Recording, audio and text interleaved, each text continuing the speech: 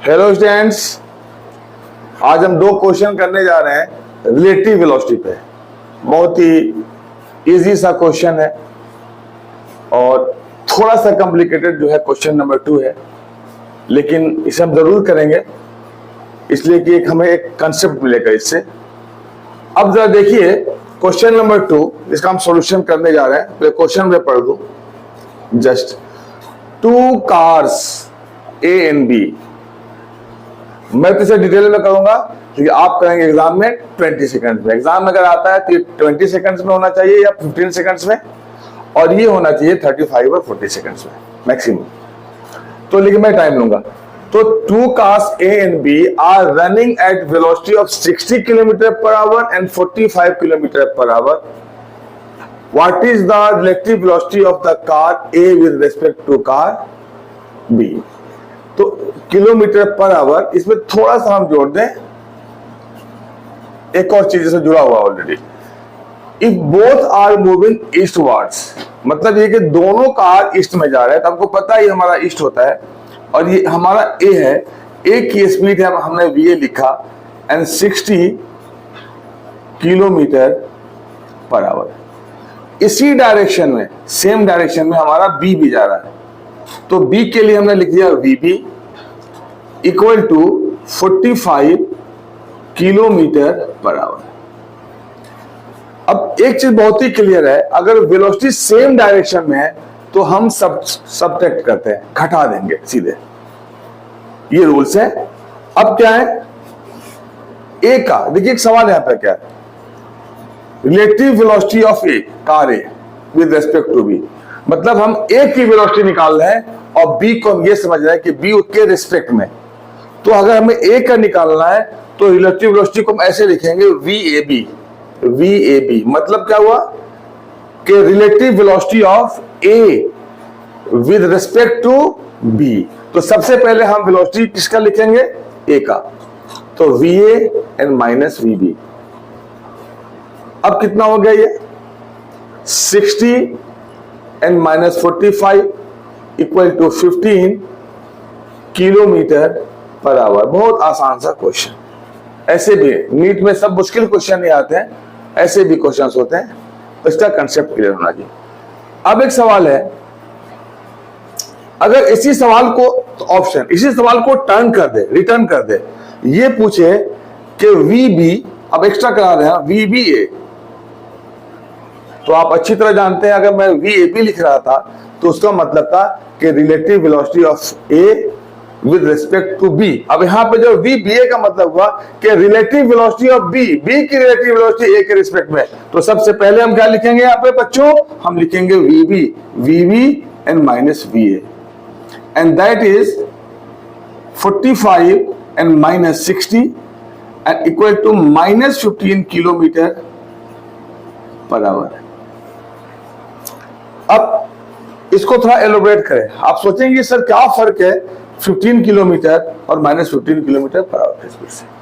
अब जरा देखिए, आप एक कार में बैठ के 60 km/h की स्पीड से जा रहे हैं और आपके बगल में एक कार है जो 45 km/h की स्पीड से जा रहे हैं।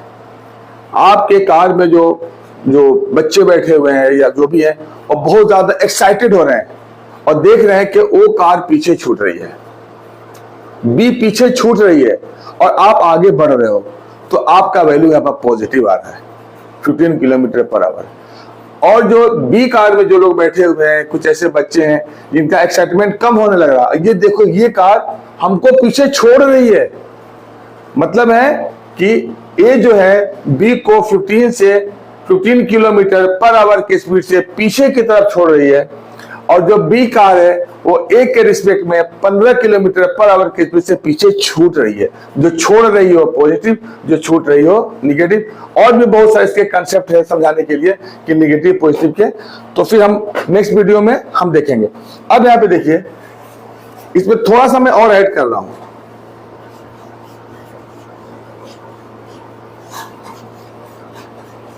इस क्वेश्चन को, अब इस क्वेश्चन में यह कि अगर बी का डायरेक्शन सेम है ईस्ट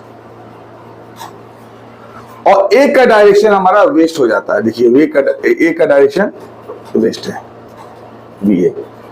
मतलब साफ है कि बी का डायरेक्शन ईस्ट में है और ये मतलब दोनों कार अपोजिट डायरेक्शन में चल रही है, सेम डायरेक्शन में नहीं। तो उस कंडीशन में हम एडिशन करते हैं, तो वी ए बी को हम क्या लिखेंगे, V A plus V B. तो that is 60 and plus 45 105 kilometre per hour. दोनों की relative velocity 105 kilometre per our.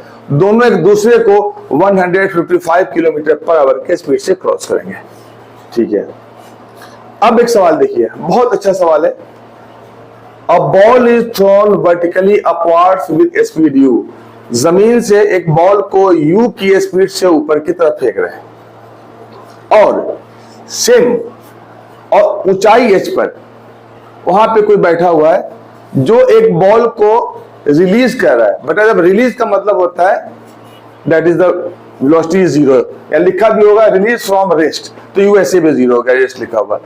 तो दोनों के बीच की रिलेटिव वेलोसिटी क्या होगी। अब जरा देखिए, ये बहुत ही क्लियर है कि एक जो भी बॉडी है वो ग्राउंड से ऊपर की तरफ हम फेंक रहे हैं और एक ऊपर से नीचे की तरफ। Clear to everybody. अब जरा देखिए, अब हम बात करते हैं यहाँ पे,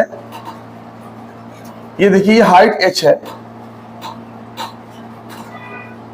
h, और यहां पे u से कोई बॉडी ऊपर फेंका गया, अब मान लो यहां तक पहुंच रही है, t टाइम में बॉडी यहां पहुंच रही है, यहां पे v, ये बॉडी a को ऊपर फेंक रहे हैं, तो यहां पे इसकी वेलोसिटी कितनी होगी, v equal to u N minus G T, equation 1। t time में ये बॉडी v, t टाइम में बॉडी किसी हाइट पे उसे मतलब नहीं है, मान लो कि कुछ भी हाइट हो, ये अटेन करेगी कितनी velocity, v equal to u minus G T. Body ऊपर जा रही है, तो किसी भी बॉडी को ऊपर की तरफ हम फेंक रहे हैं तो उसकी वेलोसिटी कंटिन्यूअस डिक्रीज करती है। Clear to everybody. अब इसमें एक बॉडी को हम ऊपर से यहां से u इक्वल टू 0 से ड्रॉप करते हैं, तो इसी टाइम में जब बॉडी नीचे आ रही है सेम टाइम पर इसकी वेलोसिटी v1 है। तो v1 के लिए क्या लिखेंगे बताइए, 0 अब plus GT equation 2, 0 plus GT. अब दोनों की रिलेटिव वेलोसिटी निकालनी है, एक ऊपर की तरफ जा रहा है, एक नीचे की तरफ आ रहा है, तो दोनों का डायरेक्शन कैसे होगा, एक बॉडी जो v है, v ऐसे है और v1 ऐसे है।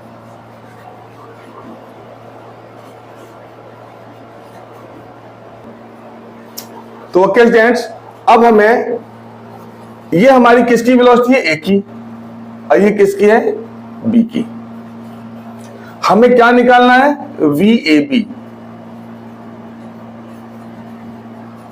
Relative velocity of A with respect to B। तो हम क्या लिखते हैं इसको, VA एंड माइनस VB।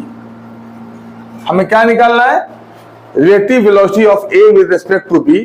हमें मालूम है कि एक VA, चलो हम यहां पे काम करते हैं, समझने के लिए VA लिख देते हैं, इसको VB लिख देते हैं और आसानी हो जाएगी। तो पॉइंट बहुत ही क्लियर है, जिस बॉडी को u से ऊपर फेंक रहा है t टाइम पर उसकी वेलोसिटी VA है और VA किसके बराबर है, u minus G T. Body ऊपर जा रही है, और अगर हम किसी एक बॉडी को रिलीज कर रहे हैं तो t टाइम में उसकी वेलोसिटी कितनी है, VB, तो u प्लस जी टी होता है, तो u हमारा 0 है। अब VA माइनस VB, VA कितना है हमारा, VA u and minus G T plus VB कितना है, GT। तो फाइनली कितना हो जाएगा, VAB